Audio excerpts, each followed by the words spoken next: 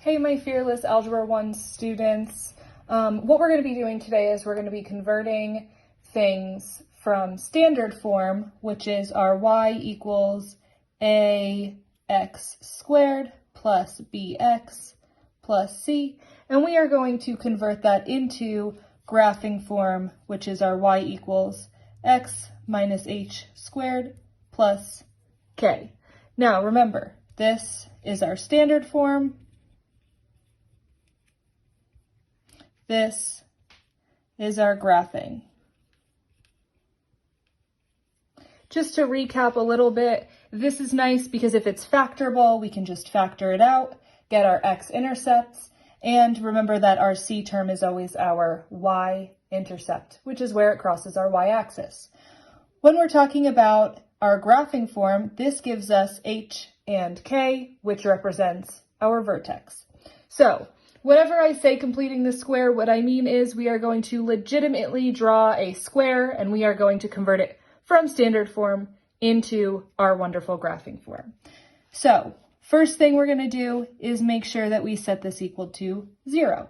So we have x squared plus 6x minus 12 equals 0. Next thing I want you to do when we are completing the square is I want you to draw a square. Okay, next thing, this x squared is going to go in this bottom box. It's going to go in that bottom box every single time, and we are going to leave it there for now. What we're going to do with this 6x is it needs to be split up into two boxes. So if I need to split the number 6x into two boxes, that's going to give me 3x, which means I want a 3x here, and I also want a 3x here. Okay, so that's it for our box for right now. This 12, the negative 12, is just going to be by itself on the outside. Now, nice thing about this is we are going to now figure out what our side lengths are. So exactly like factoring, we have x squared, we have 3x. We're pulling out our greatest common factor of x. X times x gives us our x squared. X times 3 gives us 3x. X times 3 gives us our 3x. Now, this box is what we need to figure out. So 3 times 3 gives us, gives us 9. Whatever we're adding to the inside of the box, we now have to subtract it on the outside of the box, okay? Because whatever we're doing to one side of the equation, we need to do the opposite on that same side of the equation. So still set equal to 0 from up here.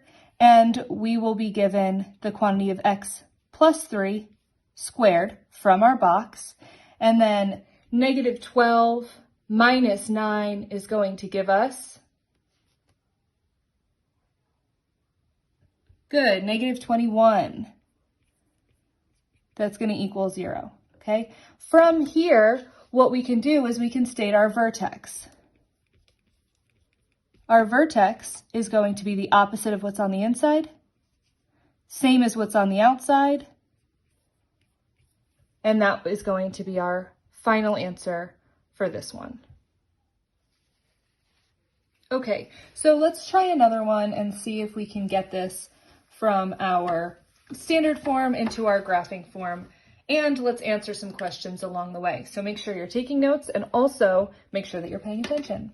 So for B, let's use y equals x squared minus 4x plus 10.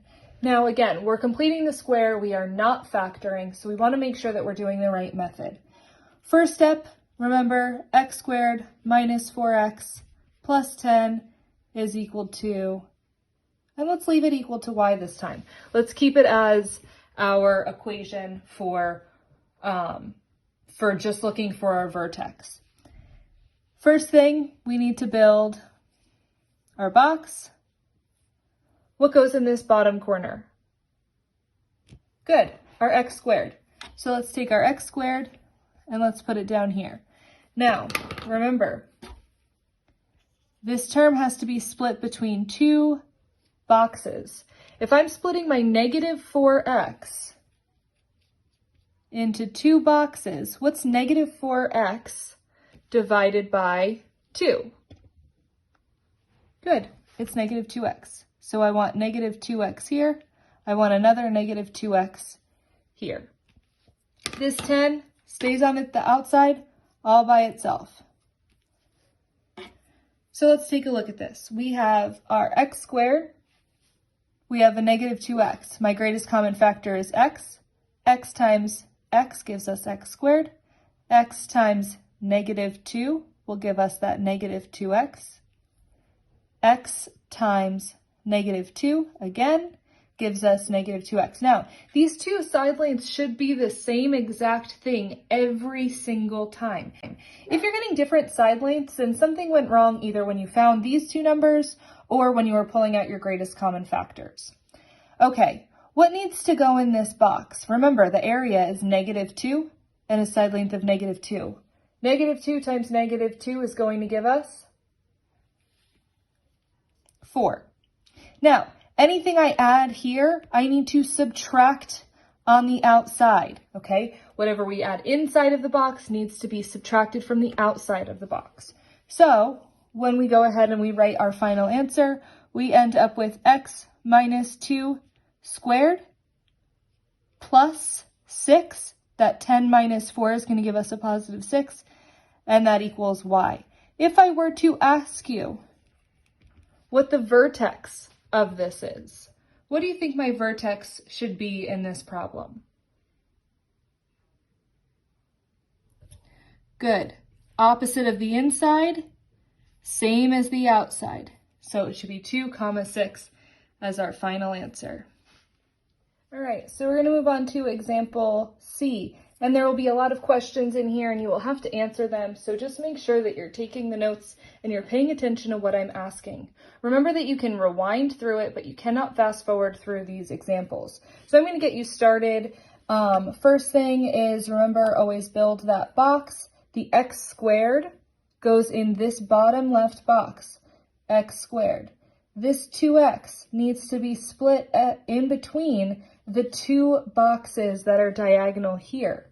So 2x divided by 2 gives us 1x, so we have an x here and an x here. Positive 6 on the outside, written once. Okay, so pulling out our greatest common factors, we have x times x giving us the x squared. We have x times 1 to give us x, and again here x times 1 to give us x. So that gives us our box, but this side length is 1, this side length is 1. 1 times 1 gives us 1. Remember, whatever you're adding on the inside of this box, you are going to subtract on the outside, giving us a final answer of y equals, from our box, x plus 1 squared. 6 minus 1 gives us positive 5, giving us the vertex of negative 1, opposite, comma, 5, same. Remember, this will either be the minimum or maximum of this parabola. In this case, it's a minimum because we know that our parabola is going to open up.